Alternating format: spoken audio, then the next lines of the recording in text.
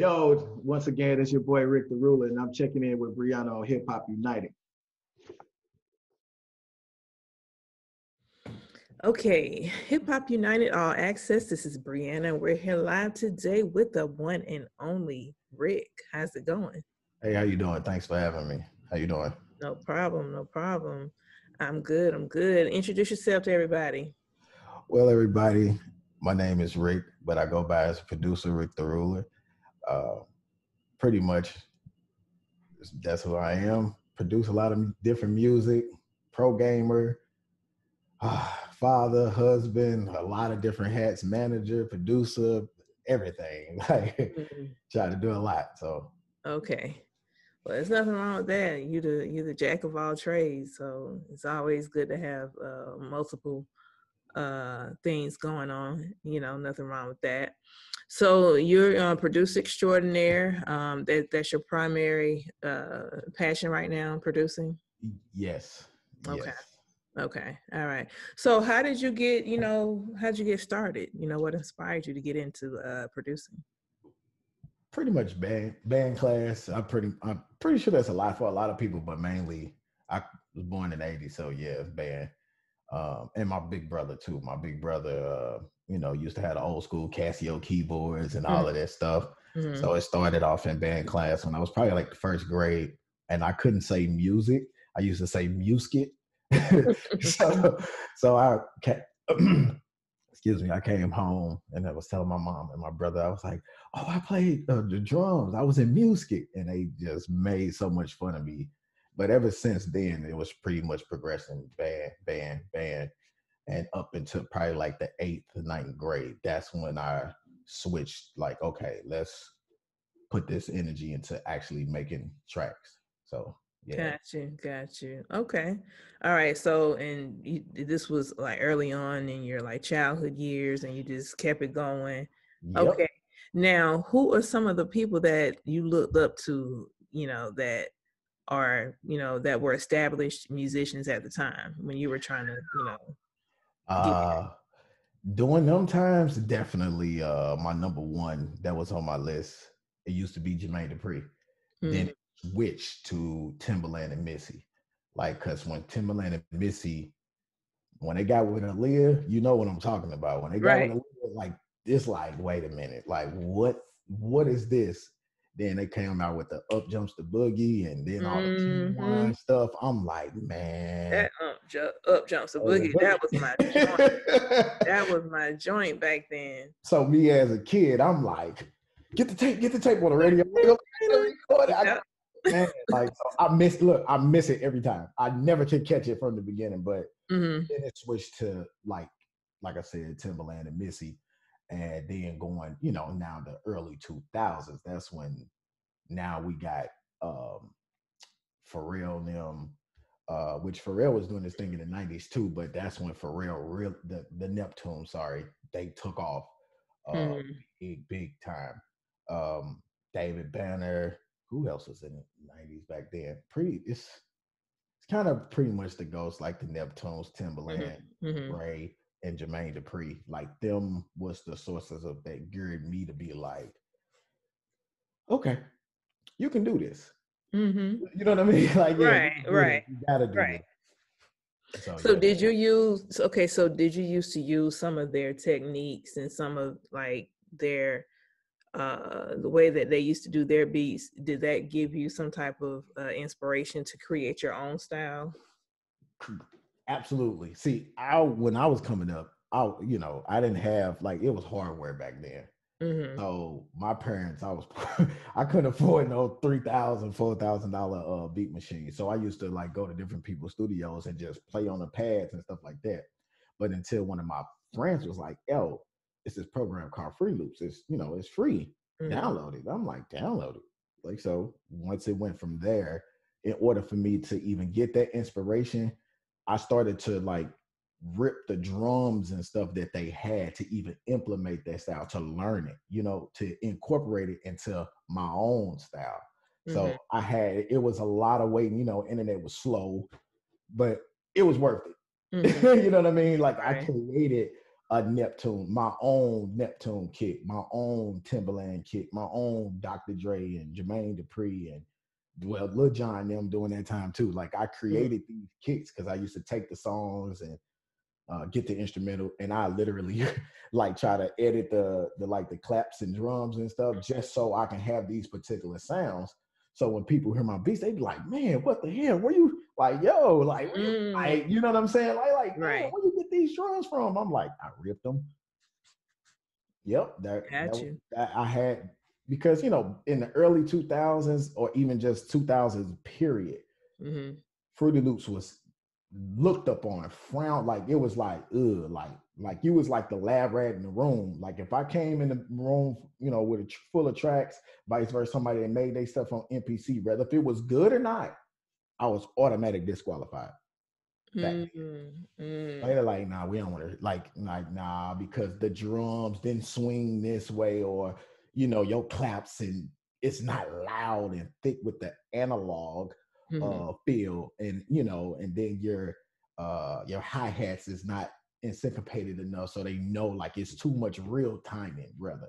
It don't give off the, you know, the groove, you know what I mean? So, so that was my disadvantage, but that's what made me like, okay, you got that? Okay.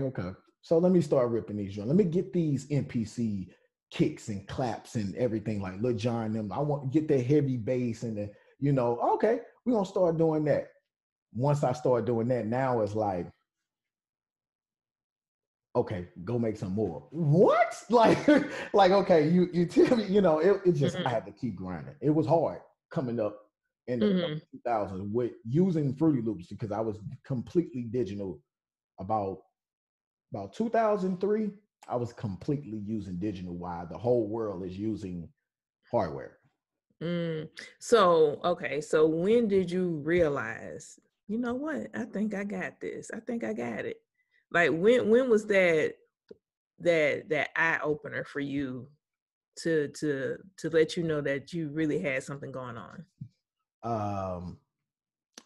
This is an old time, but it was 2003. I was at work at the mall, and Track Boys, Memphis Hits, when Memphis had the braids, Jermaine Dupri, Bone Crusher, what's that, Young Bloods, Bow Wow, they all walked in the mall, and I'm like, damn, they're my favorite producer. I'll beg my manager. I'm like, please, can I go meet them? She was like, why are you being a groupie? I'm like, I got these CDs full of beats on it. You know, the little ant, like I gotta hold my joint like this. So basically you was already prepared just in case. When I ride, I catch the bus to work during them times. I didn't listen to nobody music but mine. Like every beat that I made, like the night before previous, I'm riding a 2-hour ride out to the county and back to the city every day. I wasn't listening to nobody. I'm listening to critiquing myself, like, yo, I need to put a extra a little drop here. That's all I rode to. So I was already prepared. So when they walked through there, I lit up, like my head was just like, I couldn't sit still. And she wouldn't let me go. You know what? I walked out. She said, "You gonna get suspended?" I said, "I don't care. Suspend me." So I met them in Hat World, and I walked up on one of the producers from Track Boys, which is Tall Boy.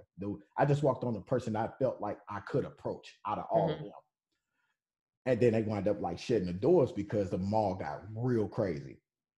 And I was like, "Hey man, I want you to check out my beats." He literally looked me dead in my face and said, "In 10 seconds, if this shit ain't hot, I'm slapping the shit out of you." Word from word. I looked like, what? He's like, "I'm just joking." He heard I had, that's when sampling was in the Kanye West days. So I sampled The Matrix, right? When Matrix Part 3, at the end, it's an opera song. When they fighting and they going in the air, that opera song I sampled and made it like on some Dipset type stuff. Crazy. And I'm at this time, I was like maybe 16, 17 during that time. Okay. And he heard it and went crazy. He's like, Memphis. come here right now. I was hoping he called. So what did you have it on the CD or something? I had it on the CD. Yeah, I had it on the CD, and I brought my whole CD player. Okay, I'm like, well, how did they hear it? Because I don't think back then that little thumb drive. No, it was a CD. It was old school Okay. CD player. I had my CD already in there. The little headphones. He listened, and he told Memphis, he was like, "Yo, come get this." He was like, "Bro, come listen to this." And Memphis heard that and was like, "Yo, bro, here go my number. I want you to meet me at the airport before I leave." That's when I knew. Got you. That's exactly when I knew. Wow. So I bet that manager at the mall is like, wow, like, yeah, like somebody who I tried to hold back. You know what I'm saying? I couldn't like it. That I just saw one of my icons walk right past me. I'm a huge JD fan. I still listen to 1942 album. I mean, 1947 album. Like that's one of my favorite albums by JD. Like I still listen to that to this day. Like you got to keep studying music. Like, you know what I mean? Like, so yeah, I'm not gonna sit there and let JD walk past. Like, no, not even just JD. Right. It was Bow Wow, Young Bloods. This is when Young Bloods had that. We don't give a damn. We don't give a, like. Right. This is them days. Like, yeah. Like, oh, excuse me, I'm gone. Like, I'll talk to y'all later. But I didn't get suspended though. She respected the fact that I went ahead and like, yo, yeah, that's something he really wanted to do. You know what I mean? So she didn't suspend me, but she told me don't do it again. Look at you now, you're doing it, now who are some of the people that, you work with? Well, the biggest artist that I would say that I've worked with is Rhianna. Shout out to Riri. The next biggest artist after her is pretty much Nelly. And then the one after him will be give it The Lonely Island and Andy Samberg. Okay. All right. So, when you got those opportunities to work with these people, like, what was going through your mind? Okay. Well, like what you just said, you got to manifest it, right? Mm-hmm. So I love Rhianna ever since she came out. Like I always been like, that's my girl, that's my boo. We gonna get married. Like, that type of talk. Right. And Nelly is from my city. I'm from St. Louis, of course. So, but we gonna just with Rhianna, I always talked about working with her. Like I used to sample her music, remake it. Like if it's something came out and I like it, I personally remake it myself. Mm-hmm. Like I chop her hook up in a little part of the beat and put my own little flavor on it. So I always wanted to work with Rhianna, right? So the opportunity came to work with Rhianna. It was like one of those, it just happened. I didn't talk to no managers. I didn't like send anything directly to her. It was like killing two birds in one stone. I had the opportunity to work with The Lonely Island and Saturday Night Live. And Rhianna just so happened to get on the track. It just happened. So so you were working with somebody else and then Rhianna just got on. Yes. And it was. So how did she find out about you? So that through them. Okay. It was a surprise type of thing. It was like, everybody was like, you see Saturday Night Live? I'm like, nah, like this happened Saturday, Monday, I still ain't seen it. And when I saw it, I literally was just in tears. Wow. It was like, what? Really? Like I kept rewinding. I'm like, this is Rhianna. Like I kept like, whoa, like from 2006, 2005 rather, until the time it happened. So 4 years, Rhianna this, Rhianna that, Rhianna this, Rhianna that, Rhianna, and it happened without me doing anything. Wow. Well, congratulations on that opportunity. I'm pretty sure that was, like you said, that was just like, an unforgettable moment that will just, last forever, especially it being that is you doing something that you're really passionate about. So yeah. Any other dream collaborations, or not collaborations, but anybody else you would like to work with? Of course. one of my dream collabs, well, even dreamed like that. You correct. And if it was my way, I would love to have, like I said in the previous, like, and I really mean this. Like, I would really want to produce this. Is Cardi B, Beyonce, and Nicki Minaj and Rhianna all on one record. And if it's not Cardi B, we could snatch Cardi out and just leave the rest of the three. Like, just do something, make history, because it hasn't happened. We haven't seen, or even just a record, just Beyonce and Riri together. Like, I want to produce that. I want to be the person to be like, damn, he did that, and I wanted to go like that. It goes number one. But if I can get at least the three, I call them the three horsemen. I mean, Cardi is like a guess, but if I can get Nicki too in that pot, oh yeah. Okay, so I'm sure you're working on trying to make that happen. Oh yeah, I've been putting it out there. I'm sure you're working on it. I've been trying to put it out there, definitely. Right. Well, just stay positive. We're gonna speak it into existence. And, Amen. It's gonna, we're just gonna say it's gonna happen one day. Yes. Now, are you sitting at the soundboard now? Yeah, I am. Okay, so let's can you play us some of your beats? Any type of category, or you just want me to play something? Just play me. Just play that fire. Gotcha. Let's see. Can you hear me? Now I can. Is it very clear? Yeah, I can hear you good. Okay. Now let me see if you can hear the beat now. So if you can hear me there, you should be able to hear me on this beat now. Okay.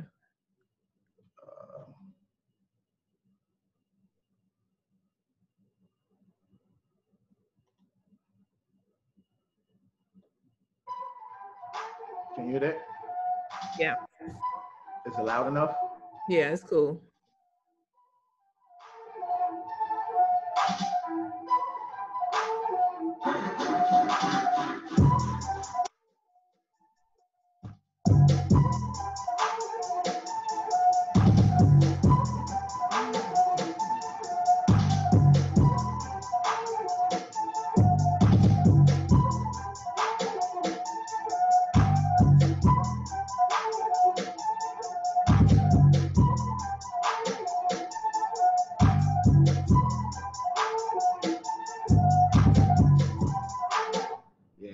That's a little soft. All right. Okay. I'm gonna play a special one just because it was made for a particular person. And but I'm gonna play it anyway. It's a submission for Cardi B's new album. Okay. So, but oh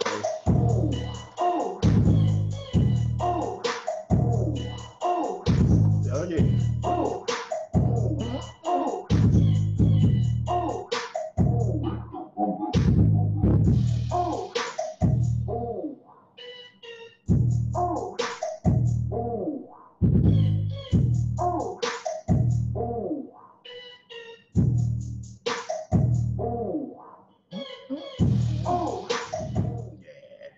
All right.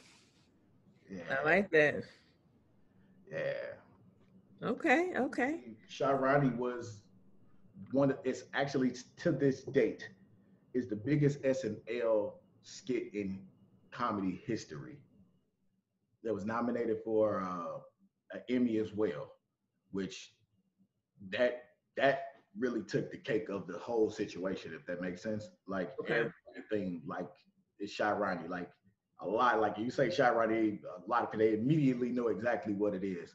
And then the record with the Lonely Island is the third single off the album, which you got I'm on the Boat with them and T-Pain, and then the next single after that was like a Boss, which that was pretty much like took over the whole wave as well. So definitely both them number two records, like definitely Shirani is like number one hands down. Like that changed everything, because once it got nominated for the Emmy, I was the first Black musician to ever be nominated for an Emmy.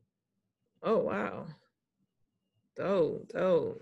So yeah, that changed everything. I had reporters at the door like popping up, can we interview? I'm like, wait a minute, what? Like I'm not joking. Like you had the paparazzi at the door. I had channel 2, Wow. 4, channel 2, 4, and 5 literally came to my little, bachelor pad when I was poor, poor and just still poor, and I was shocked. Like I was literally, boxes and tank top eating cereal. And I'm like, what the heck? Wait a minute. Like, what's going on? Like, yo, you know that? I'm like, I didn't take it like, back then I had so much personal going on. Mm-hmm. A lot of people, it's in me, but I didn't, in my brain, it was like, okay. Like, if that makes it, like, I don't know if that, I had so much personal going on, I couldn't really enjoy what came along with that, if that makes sense. Yeah. I was too focused on that. So when it was happening, it was more so like, all right, like, okay, like. It hit you like really, really quick. Basically is what you're saying. And it's basically unexpected. It was unexpected, but I didn't feel like, we made it. Like that didn't, that wasn't really. Didn't dawn on you like that at the time. I was worried about trying to pay rent and girlfriend problems, and my lady left me, and I'm worried about the wrong thing. Hey, listen, you overcame all of those obstacles, so sky's the limit. That takes me to my last question. Like, what else can we expect going forward from you? Well, that's a very great question. Currently, right now, I've been working on Posty, as people know, Post Malone new project. I just did a new placement like I said, I'm a pro gamer. So finally, I was able to play some music in my favorite video game, which is called. Yes, I finally made it happen. Interesting. So I produced a intro for the New World Tour that's happening this year with Tekken. Everybody know what Tekken is. I'm pretty sure the fighting game. Yeah. Yes. The guy with the Eddie Gordo and all of that, and the King Tiger Face, and that Tekken. I produced the new Tekken World Tour intro. Fire. And this place is done, so I can talk about it. Because I'm gonna have to get to it. My son just got a PS5 for his birthday. Literally, get him Tekken 7. Get him that Tekken 7. Make sure you get that. Tekken 7. That's you. Yeah, the new Tekken 7 that's coming out. They have a. Oh, it's not out yet. No, it's out, but they do it. They release different patches and seasons. So we starting a new world. They start a new world tour. So they probably do the new world tour when they release the new season, or just you want to keep it the same. Once that announced, that music that's being played for the licensing for that commercial and all of the stuff they use it for, I produce the music for it. Which is like the most amazing thing that I can ever ask for. So also working on Sway Lee project. Okay. I can't say really too much about that, but these are future things. Also, I've been developing my own artist. His name is King Tez. His current project out right now is called Keep Thriving. It was released independent through my production company. It's out on every major platform. It's called Keep Thriving. His name is King Tez, and that's Tez is T3Z, not T-E-Z, T3Z. And that's my blood nephew. Me and my team, Fox Starstruck, and I produced every track on there, mixed every track on there, and hands down from top to bottom. Nobody else, no outsiders, no extra, take it to go get it mixed. Nope. All in-house, everything from top to bottom. We got a lot of big things coming up with him, with features with different big major artists and stuff like that. I got some more Tekken stuff coming up as well, because based off what they heard, that they like, they gave me a couple of more opportunities when it comes to that. So, okay. Yeah. Well, that's awesome. Let everybody know how you can be reached, social media handles, and all that stuff. Well, I can be, before I go out, I can be reached at Instagram, and it's Rick the Ruler, but it's the way you kind of have to do it. It's Rick _THA_ RULAR. That is my social media handle for Instagram, Facebook, Twitter, YouTube, and now TikTok. I jumped on TikTok back in November, never used it, just got back on it, and one of my videos went viral. It's up to almost 2 million views What already. video was that? It was a video I did on my TikTok. I don't want to give it. You got to go see it. It's funny as hell, and it's almost at 2 million views. I got 20,000 followers literally in like a week and a half. Oh wow! See, I'm trying to familiarize myself with TikTok too. So now when I go, what's your TikTok? It's Rick the Ruler. Rick the Ruler, but you got to put the underscore. So it's Rick _THA _RULAR. And that's my social media handler for every major platform that's out right now. Okay.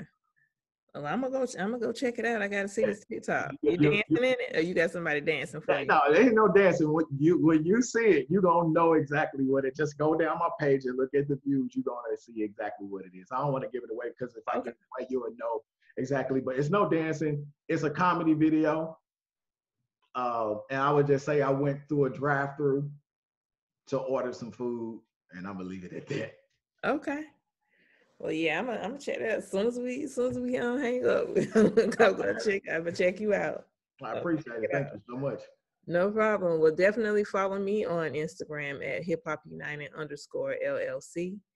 I will be posting a snippet of this as an introduction to the interview.